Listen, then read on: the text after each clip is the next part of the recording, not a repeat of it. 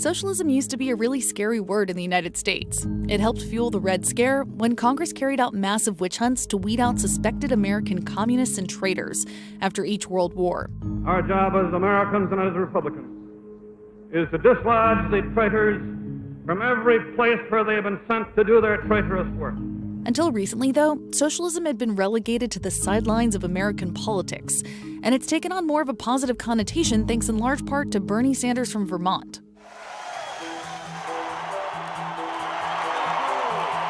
When I talk about democratic socialism, I am talking about Medicare. When I talk about democratic socialism, I'm not looking at Venezuela. I'm not looking at Cuba. I'm looking at countries like Denmark and Sweden. The 2016 presidential contender was a self-proclaimed democratic socialist who tapped into a huge and angry voting bloc of the country's disillusioned youth. Financing college for all students in America really resonates with me. Workers' rights. Climate change. He's planting the seed. Closing the wage gap. He cares about black students on this campus. This is a movement that's going to exist for many, many years to come. Sanders made socialism cool. He also paved the way for the rise of other charismatic politicians like him. House Representative Alexandria Ocasio-Cortez had volunteered on the Sanders campaign before deciding to run for Congress herself. She was an overnight sensation after her unprecedented victory in 2018. Despite the fact that we were running against a 10-term incumbent, despite the fact that we didn't have the money, despite the fact that I'm working class, despite all those things, we won. AOC fervor has swept the country. We are in a moment where socialism is no longer a dirty word because people are affiliating it with those candidates who are already incredibly popular. But this swell of popularity has also triggered new fervor against socialism. Democrat lawmakers are now embracing socialism. They want to replace individual rights with total government domination. So is this political zeitgeist that's upsetting the status quo a fad or the future of politics in America? Tell me what democracy looks like! This is what democracy looks like! To understand democratic socialism in America, it's best to start with the basics. Capitalism, socialism, and communism exist along a sort of economic spectrum. At one end, the government has total control over the economy, and at the other, little to none. Socialism is somewhere in between the two. It's a system where the government has nationalized most all major industries, but unlike communism, property and resources aren't owned and controlled by the state. Instead, the government redistributes the wealth to individuals in a way it deems fair and equitable. Democratic socialism lies somewhere between socialism and capitalism, depending on whom you talk to. For some, this system is pro-market. Others want to abolish capitalism entirely, but they do agree on more government control, ensuring things like universal health care and tuition-free college, funded through expanded taxes on corporations and the rich. Much like the kind of system that you see in Scandinavia or Iceland. Sounds like socialism to me! Democratic socialism. What's the difference? Huge difference. But to understand why the debate over socialism in the U.S. is so heated, you need to know a little history too. Here's a crash course. Even before German radicals Karl Marx and Friedrich Engels released the Communist Manifesto in 1848, the ideals of socialism had already taken root in the United States. After Thomas Paine's famous writings helped drive patriots to war with the British, he soon took on a new cause, taxing wealthy landowners to help pay for a basic income for all citizens. Sound familiar? He didn't call it socialism, but it checked a lot of the boxes. Over the 19th century, these socialist principles incubated in labor unions, and later flourished during the Industrial Revolution, when wealth was suddenly highly concentrated among an elite few in this Gilded Age. Capitalism became a common enemy for a population that felt left behind. In 1901, a few pro-socialist groups banded together to form the Socialist Party of America. Within a decade, socialist candidates began winning multiple local, state, and national level elections. By 1912, the party even ran a competitive candidate for president. But then came the First World War, the overthrow of imperialist Russia, and the rise of an oppressive communist Soviet Union. The U.S. government cracked down on perceived disloyalty at home in what became known as the First Red Scare. There had been nationwide raids and the public seemed glad to have any type of radical brought to trial. American socialism continued to decline in the 1920s. And in the aftermath of the Great Depression, President FDR's New Deal of the 1930s, which promoted huge public works projects and programs like Social Security, only further served to steal the party's thunder. The rolling ball of economic recovery gathers thousands of men and women every week. With the end of World War II and the fall of Nazi Germany leaving a huge power vacuum in Western Europe, the democratic U.S. and its Western allies began a global, multi-decade battle against the communist USSR and its satellite states. Being a socialist was suddenly as good as being a communist, which was synonymous with being an enemy of the state. Republican Senator Joe McCarthy led the infamous Second Red Scare of the 1950s.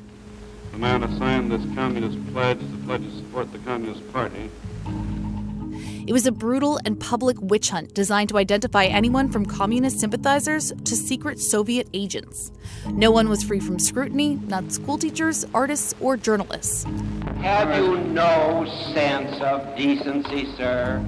Let us not assassinate this lad further, Senator. You've done enough. Then the pendulum swung the other way. The 1960s saw the start of a multi-decade surge in left-wing politics. From the counterculture to civil rights and the anti-war movement, liberal politics became mainstream. But even with this resurgence of liberal ideas, socialism had faded to the background. Fast forward to 1989. And we have a remarkable development here tonight at the Brandenburg Gate. On the other side, East Germans have now come to the wall, and many of them have been seen crawling up on the wall, being helped across by West Germans from this side.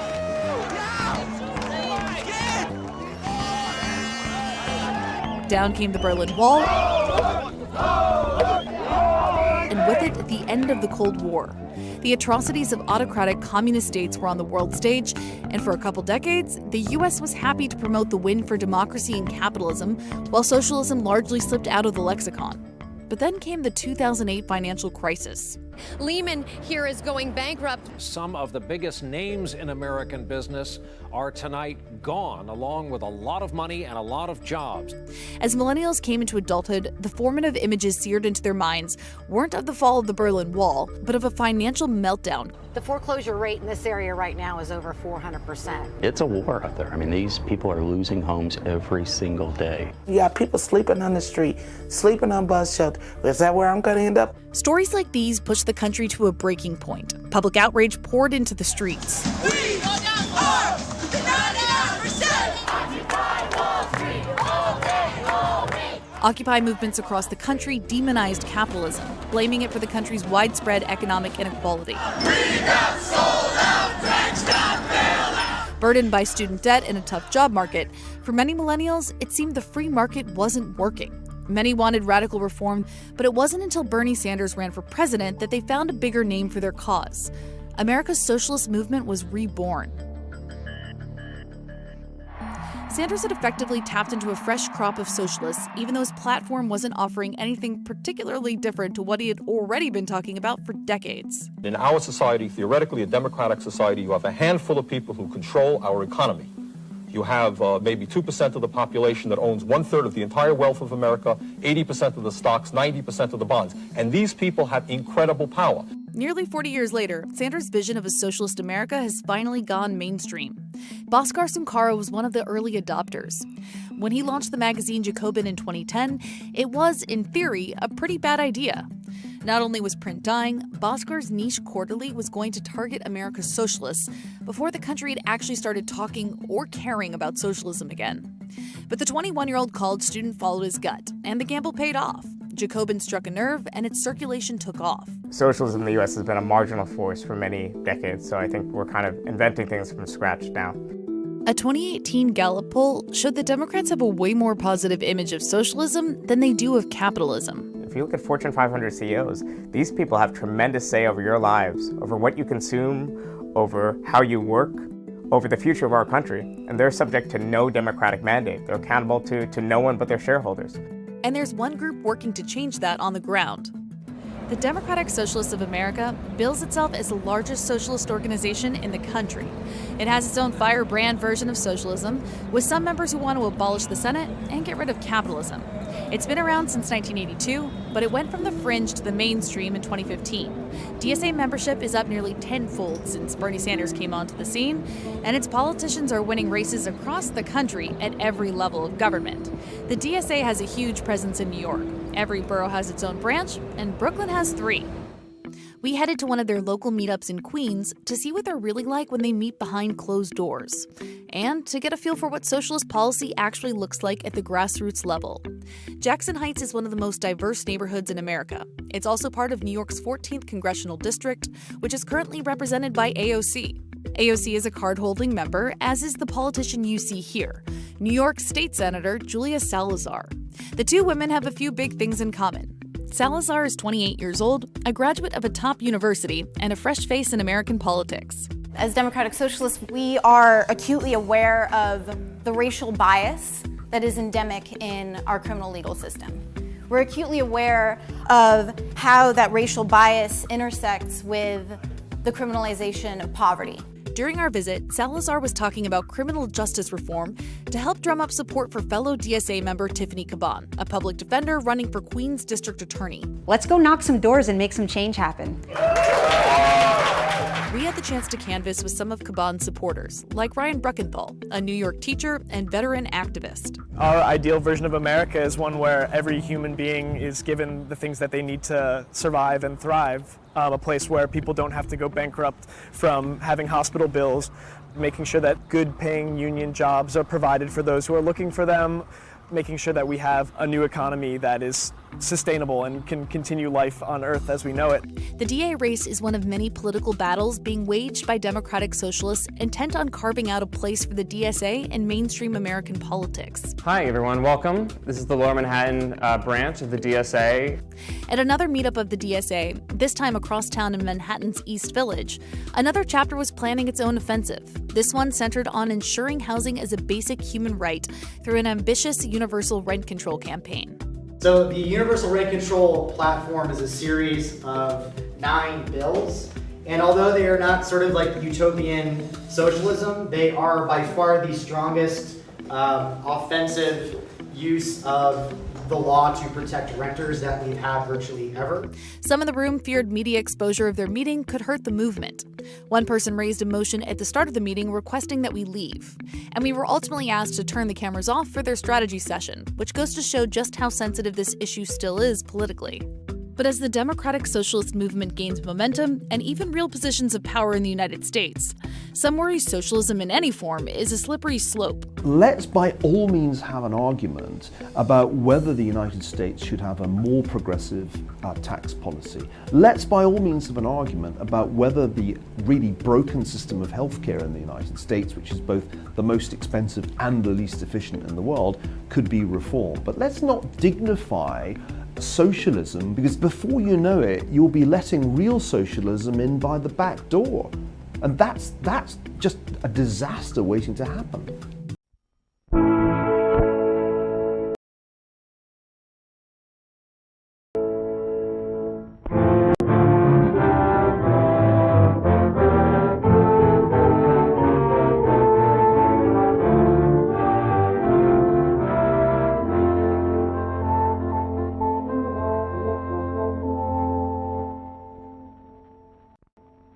America is many things to many people.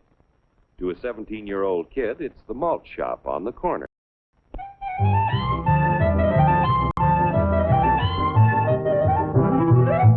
To Grandpa, it's the front porch in the cool of the evening. To Mother and her family, it's church on Sunday morning. And to Dad, it's his favorite relaxation.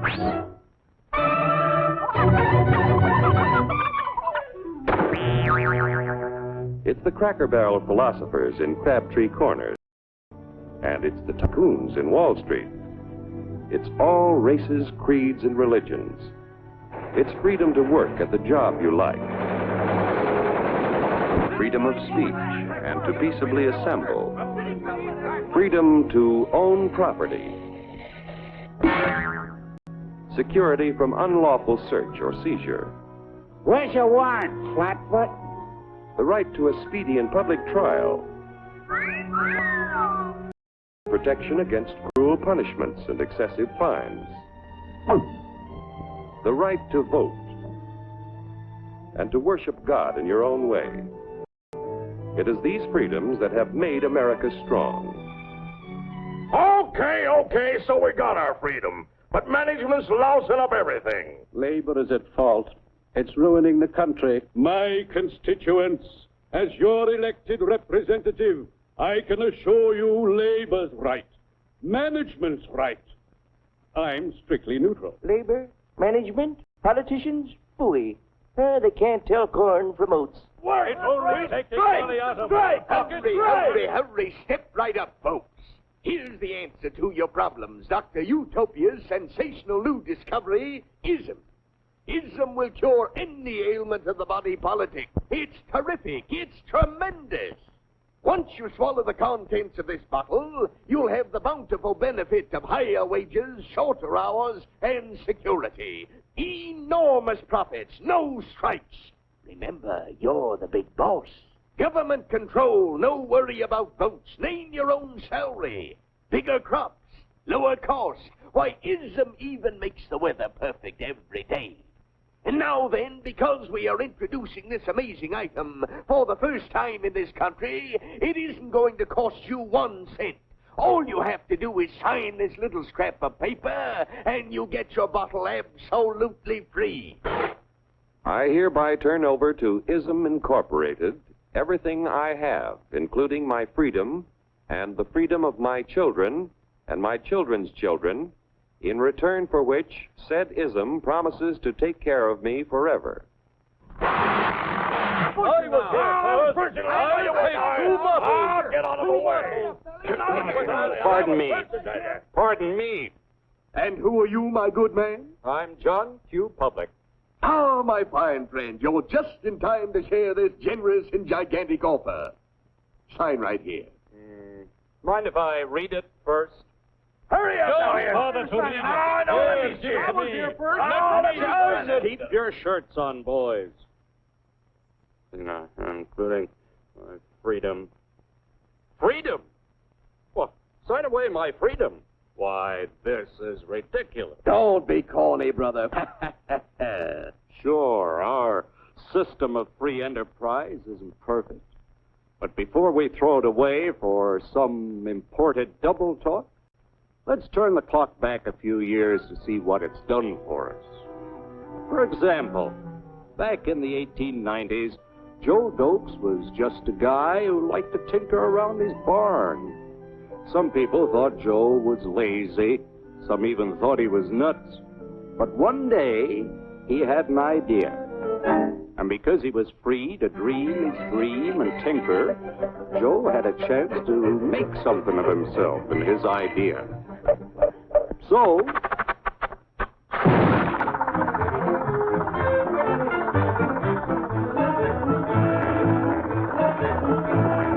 of course, some people didn't think so much of Joe's idea.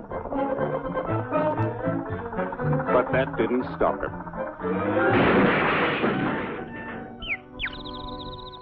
So Joe got some money from young Aunt Minnie and Uncle Angus and Grandpappy and Mr. Titus. When Joe's friends and relatives used their savings to help him buy tools and property, they were capitalists. Don't blush, folks. It's nothing to be ashamed of. Now, naturally, Joe needed some help. So he hired Willie Lumpkin, who was out of work anyway, and before long, Willie had the know-how and became skilled labor. Because capital, management, and labor worked together, Joe's idea grew. It grew and did things even he never dreamed of. Today, the automobile industry provides millions of jobs that never existed before. And remember, this is a story of only one industry. There are thousands more scattered all over the United States whose history of development is pretty much the same. We've built a country under the American system that sends more young people to high school and college than all the rest of the world combined. Why, even in the Depression, Our wages bought more food, clothing, travel, and entertainment than the wages of any other people in the world. Our country has a national income equal to the total national incomes of any other sixth nation in the world. With only 7% of the Earth's, we drive 70% of the world's automobiles. That's just a sample of the things the capitalistic system has given us in only 160 years. Before signing up, you boys ought to try a little taste of Dr. Ism's formula to see what you'd get in exchange for your freedom. Go ahead, try it.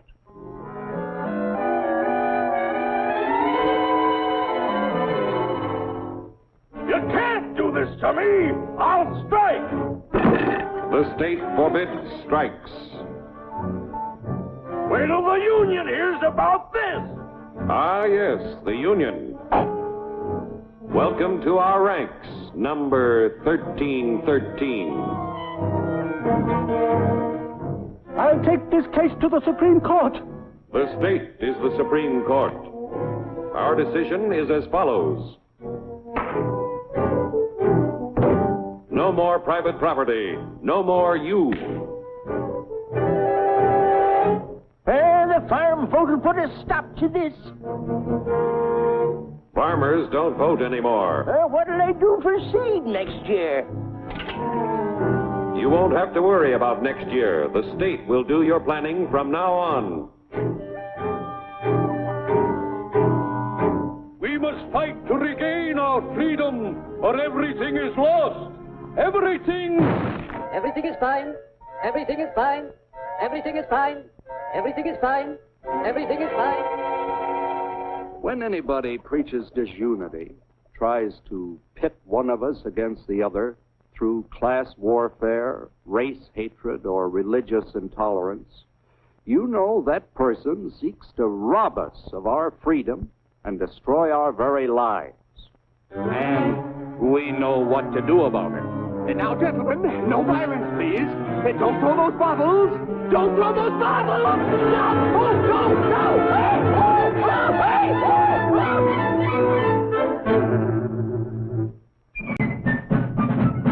oh! Working together to produce an ever greater abundance of material and spiritual values for all.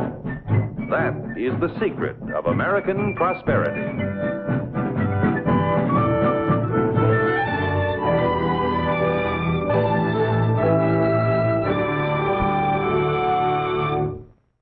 Some point to authoritarian leaders who promised the virtues of socialism, but led their people down a path of economic despair and limited freedoms.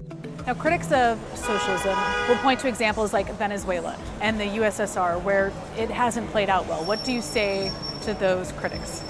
This speaks partly to the distinction between democratic socialism and socialism more broadly, that under democratic socialism, it's led by the people, there's accountability at every level. Socialist governments throughout history, some of their problems have really been due to a lack of democracy and a socialism that really is driven by the grassroots and by the people. The socialism being promulgated by the DSA has somewhat lost the stigma, partly because it's dropped its Soviet context. It's also less controversial since modern-day America is already deeply rooted in policies once deemed socialist, from 5-day work weeks to universal public education, Medicare, Social Security, and public welfare programs. But perhaps most importantly, some say socialism isn't as taboo as it used to be because people don't really care what you call it so long as it results in a more equitable society. Nobel Prize-winning economist Joseph Stiglitz says the policies tend to speak for themselves. When AOC or Bernie Sanders lists the things that they're concerned about, everybody having health insurance and education to live up to their opportunity, a decent retirement, access to a good mortgage or decent housing, access to a decent job. You ask people, do they want that? The answer is yes. The response among young people, if you call that socialist, we're socialist. If you call that progressive capitalist, we're progressive capitalists. You know, whatever you name it, that's what we want. And so I think we shouldn't get hung up over these particular words. In practical terms, politicians like Bernie Sanders and AOC have a pretty ambitious wish list. Universal health care in the form of Medicare for all, a federal jobs guarantee and a higher minimum wage, mass unionization of the workforce, plus stronger protection for those unions, tuition for university, some form of a universal basic income, the dissolution of ICE, just to name a few. Other, more controversial and contested measures like abolishing the prison system have also made it onto the legislative agendas of some Democratic socialists. Freshman Congresswoman AOC has already begun to aggressively push her socialist agenda on Capitol Hill. Just take the Green New Deal, designed to put a stop to the country's dependence on carbon-based energy. We are facing a national crisis, and if we do not ascend to that crisis, if we tell the American public that we are more willing to invest and bail out big banks than we are willing to invest in our farmers and our urban families, then I don't know what we're here doing. While details for the so-called Green New Deal are sparse, several of the 2020 presidential hopefuls are throwing their weight behind the plan. Then there's Sanders' Medicare for All bill that he formally introduced in 2017 after stumping for it in the 2016 election. I am just very excited about the kind of support our Medicare for All legislation is receiving all across this country and right here in the United States Senate. Bernie's single-payer national health insurance plan has garnered support from many Democrats vying for the party's bid in 2020. AOC and Sanders also back housing as a fundamental right, which is still a pretty radical concept in the U.S. Policy ideas like these may be popular, but there's always that one big question. How do you pay for it? 10-year estimates from nonpartisan and left-leaning groups show that these proposals could add up to a price tag of more than $42 trillion. And this number does not factor in the expected $11.4 trillion deficit over the next 10 years that's already anticipated under current law. It also doesn't include the Green New Deal, which Republican critics say could cost tens of trillions of dollars. The plans proposed by Senator Sanders and AOC are not remotely affordable in the United States. Any one of them might look affordable in the abstract, but when you put them together, they add up. You're well over $42 trillion over 10 years. That would basically double the size of the federal government. If you're going to get socialism in America, you need substantially higher taxes, and not just on the rich, but on everybody else. If you go to Sweden or Norway or Finland, you'll realize that it's not just the rich paying 50-60% taxes, it's the middle class. AOC has put forward one plan to cover part of that $42 trillion bill. She wants to raise the federal tax rate on incomes over $10 million to 70%. To put that into perspective, Sanders' 2016 presidential platform capped the top tax rate at 54.2%. Assuming no tax planning, AOC's proposal would bring in $700 billion over 10 years. Medicare for All is estimated to be the single biggest expense on the agenda, but it's also one of the policies that Democratic socialists say will actually make money in the end. Well, some of the measures, let's say for health insurance, in fact, I believe there'll be a net savings if you cut out some of the private insurance bureaucracies and some of the waste and mismanagement in our current system. So I think Medicare for All, for example, would pay for itself and then some. But critics argue the math doesn't work out for a couple different reasons. That's not true at all. First, what Senator Sanders is proposing is extraordinarily larger than anything the private sector does, and it's actually more generous than what other countries do. You could basically get any medical procedure you want, anytime, with no deductibles, no copays, full long-term care for seniors. Nobody does that. Because nobody's figured out how to really create a tax that converts every dollar of private healthcare spending that doesn't bankrupt families and small businesses. One major structural shift being proposed, totally erasing student debt. The College for All Act from Bernie Sanders would erase the student debt of 45 million Americans. He'd pay for that $1.6 trillion expense with a new tax on Wall Street transactions. But democratic socialism isn't just about advocating for these kinds of expansions of the social safety net. The movement is also pushing to give workers more power over corporations. Sanders wants to create more public ownership over corporate boards. Under the plan, corporations would have to do two big things. 1, give workers a certain number of seats on its board of directors, and 2, contribute stock to an employee-led fund that would pay out regular dividends to the company's workers. Democratic socialists also want to take on banks. In May 2019, Sanders and AOC called banks modern-day loan sharks and proposed a dramatic cut to credit card interest rates. No bank in this country should have credit card interest rates of over 15%. we talk about payday lending, and in New York, we worked very hard to outlaw payday lending. But what happens when everyday banks start to charge higher and higher interest rates? Essentially, your credit card becomes a payday loan.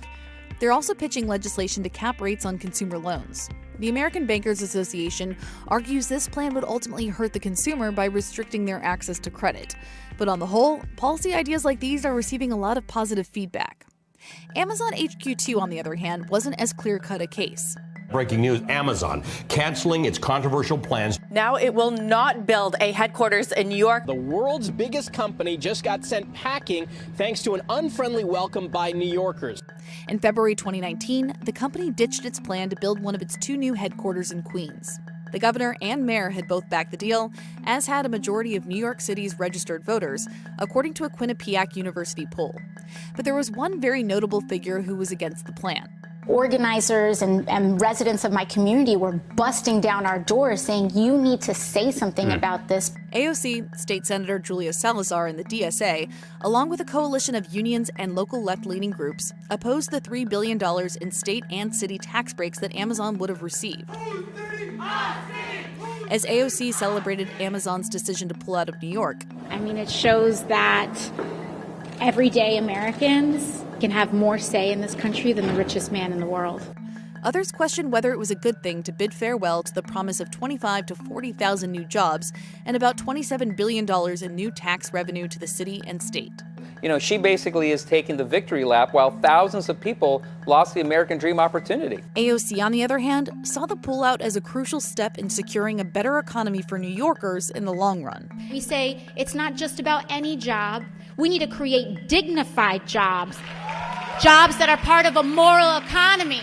And it wasn't just the job quality that drove socialist opposition to Amazon's New York HQ too. Many socialists also argue that the fact that Amazon was set to take in billions in subsidies in the first place shows that in some ways we already live in a socialist economy, but a deeply flawed one, where it's the corporations that get the benefit, not the workers. But even as the policy ideas of AOC and Sanders gain momentum, a lingering question remains. Will that popularity actually count for something when people go to vote? Or could the growing divide in the Democratic Party actually cost them the White House in 2020? President Trump has already begun to capitalize on this ideological rift by weaponizing the word socialism. America will never be a socialist country. But the Democratic Socialists we spoke with think this kind of Red Scare language isn't driving away their voters. They feel their platform resonates not only with more progressive coastal cities, but also with the traditionally hard-to-crack Midwest. I think that a Democratic Socialist candidate actually would have wider appeal in the heartland than they do in wealthy cities on the East Coast. In fact, there's a segment of the Democratic base, real estate developers, trial lawyers, and Silicon Valley tech types that would absolutely abhor a Democratic Socialist candidate like Bernie Sanders. Halsey Hazard is a recent NYU grad, a member of the DSA, and originally hails from Wisconsin. Both of my parents are Republicans. You know, my dad's ex-military. Do you think that New York's version of being a Democratic Socialist can thrive in the Midwest? I mean, when you look at the fact that like Bernie won 71 out of 72 counties in Wisconsin in the 2016 primary, I think that shows that his sort of politics really resonate with a lot of people in the Midwest, for sure. Part of what's driving socialism's newfound popularity are the same factors that led to President Trump's rise to power. Trump's no socialist, but he won the presidency by promising to shake up the system from within, including by challenging notions of free trade and other capitalist priorities. So whether you ascribe to democratic socialism or not, there does appear to be consensus on one big point about American politics today. The free market system in the U.S., as it is now, needs work. Free market titans like Ray Dalio, the billionaire founder of hedge fund Bridgewater Associates, agree that serious change is needed because the current system under capitalism isn't working anymore. Dalio shared his thoughts on LinkedIn in a 7,500-word essay on the subject. He followed up with an April 2019 appearance on 60 Minutes, where he commented on the dire state of the American dream. I think the American dream is lost. I think it's not redistributing opportunity. We can call it a wealth gap, you can call it an income gap. It's a huge issue. Joseph Stiglitz also thinks that a lot of what's fomenting unrest among American voters traces back to free market policies. A lot of the concerns today are generated because the market hasn't solved these problems. redefining and fixing America's free market policies seems to be rooted, at least in part, in semantics. 20th century labels just don't fit 21st century problems. Here is an economic transition that needs technology, that will create new jobs, that moves our economy also to hopefully a cleaner and healthier economy. And yet we seem to be debating that imperative of change in terms of last century's opposites of capitalism and socialism. It doesn't make sense. So, is socialism in the U.S. a genuine and lasting swing left of American voters fed up with the free market? Or is it just a fad, the coolest new catch-all for disillusioned people trying to make a stand? Only time will tell. I find it kind of shocking and depressing that the word socialism has crept back into some kind of vogue. I really do believe that we should be structuring the economy towards human need and not towards accumulating profit. This is horribly mistaken, but socialism is always popular among young people, perhaps more so now. It wouldn't solve all of the world's problems, but a socialist society is one in which people are more empowered to have control over their destiny.